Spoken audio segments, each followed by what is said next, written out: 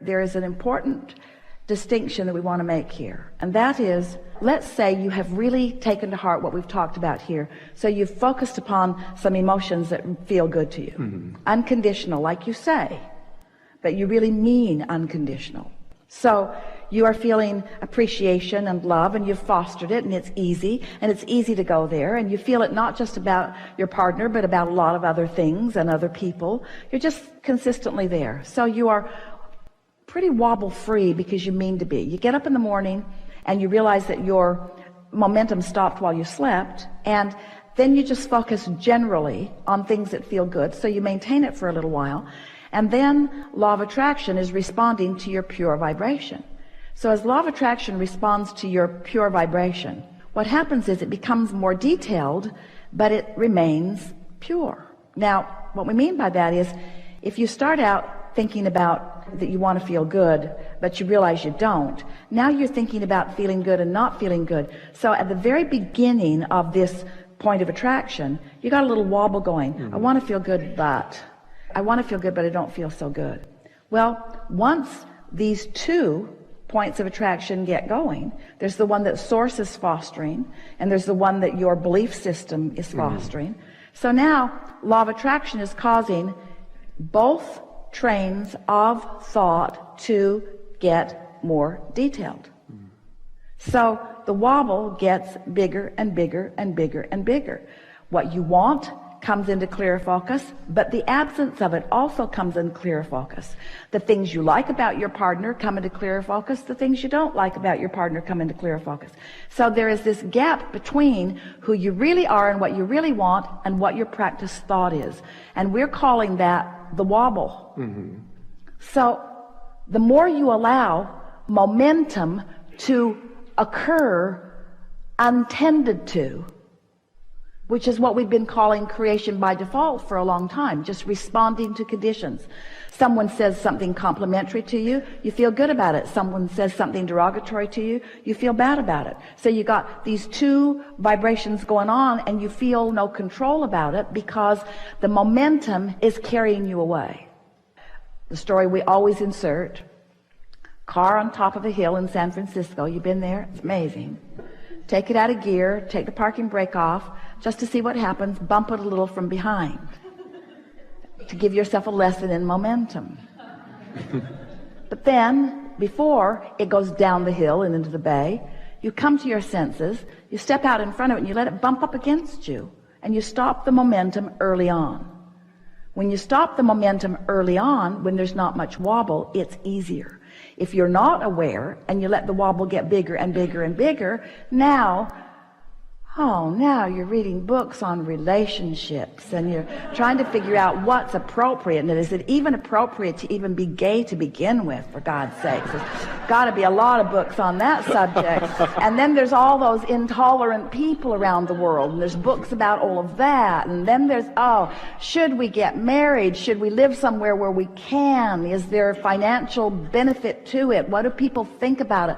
Pretty soon you're just off in the weeds in all of this detail that you can't control, and you just spend all your time putting out brush fires trying to control those details, when if you would tend to your wobble early on, you would find an increase of momentum in the thought without contradiction, and then you would experience what we've been talking about for years, which is the leverage of alignment. What it feels like to have source flowing through you, you see. Right.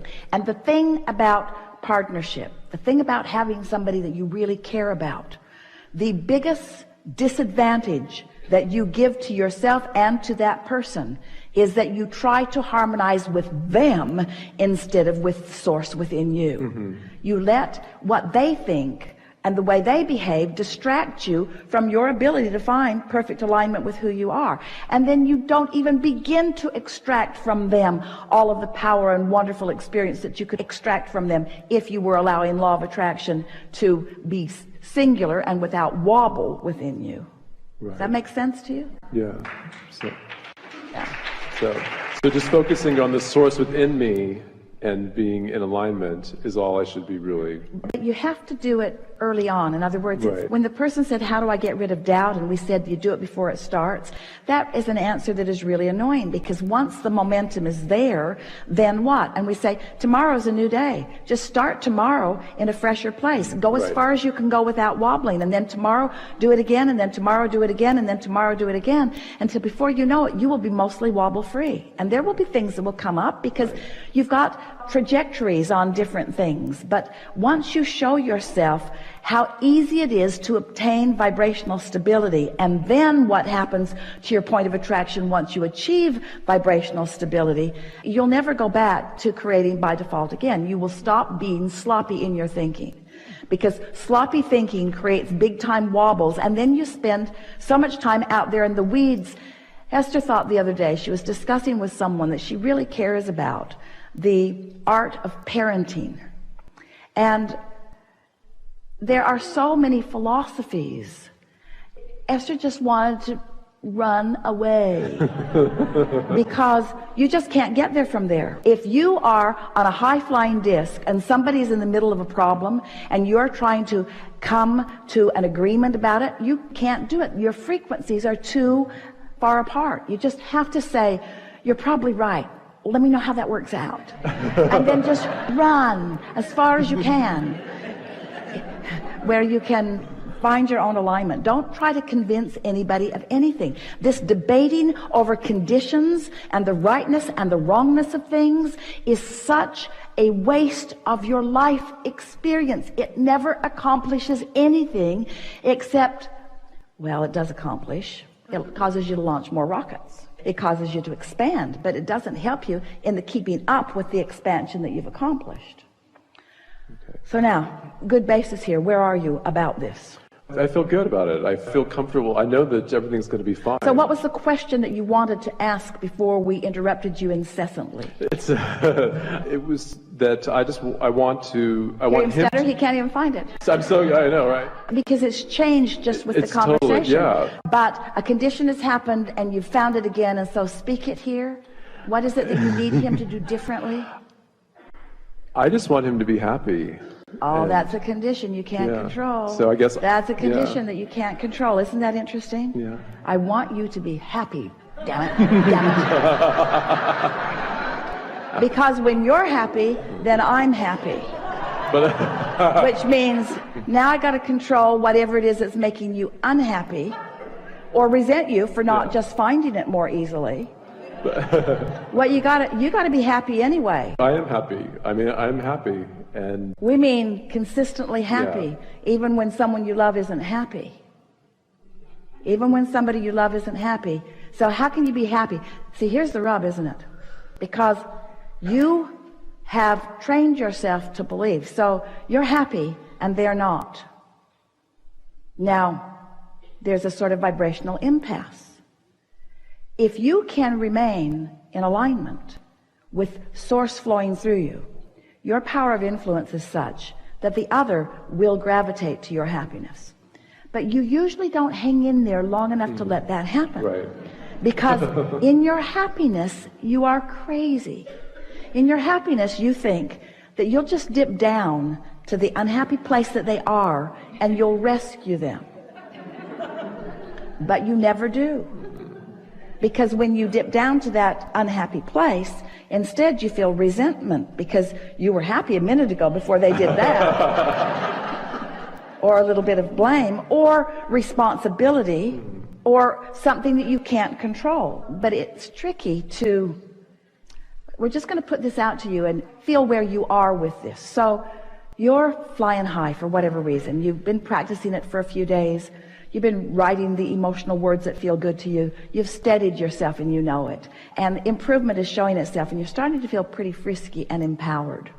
And then you rendezvous with someone who you have an appointment with, or you're married to, or you work with, or you're assigned to them in some way. And they are clearly in a different vibrational place. They're not feeling good. You're on a high-flying disc, they're on a low-flying disc, and you care about them. You really care about them.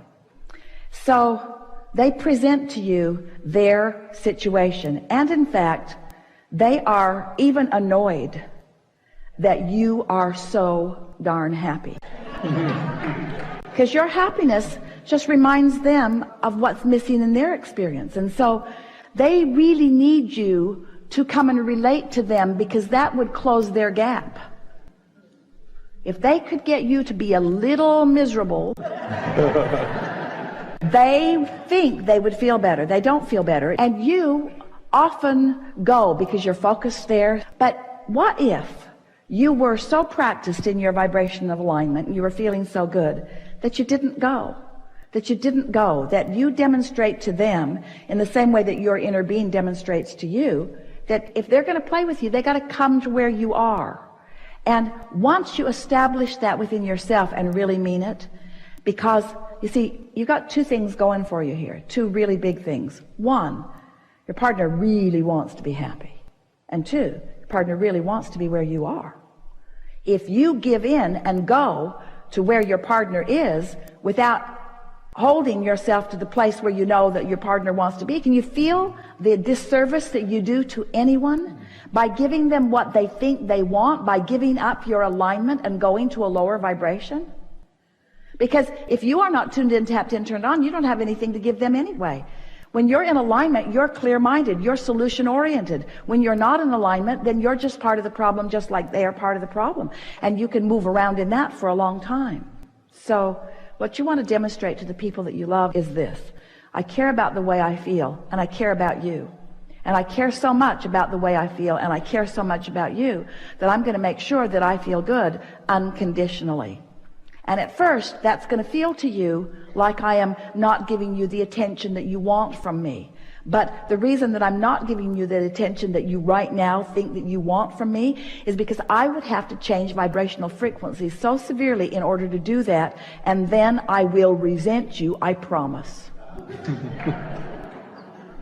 I will blame you for the dip in my vibration. Isn't it nice to know that you're doing it all to you? You're giving other people the credit for it. You are a condition that is so compelling that now I'm giving my attention to this compelling condition, which is you. I'm not in the place that I wanted to be, and it's because of the compelling condition that is you. So you need to be different so that I can feel better. That right there is the basis of the destruction of every relationship.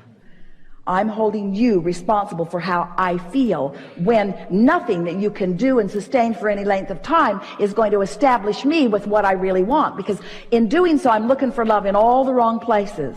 I'm holding you responsible for something that you cannot possibly be responsible for. So what you want to say in your marriage vows or your partnership vows or whatever your vows are to anyone that you're interacting with: I take full responsibility for the way I feel, and you're completely off the hook. And they'll say, wow, really? Ooh, I'm going to like this.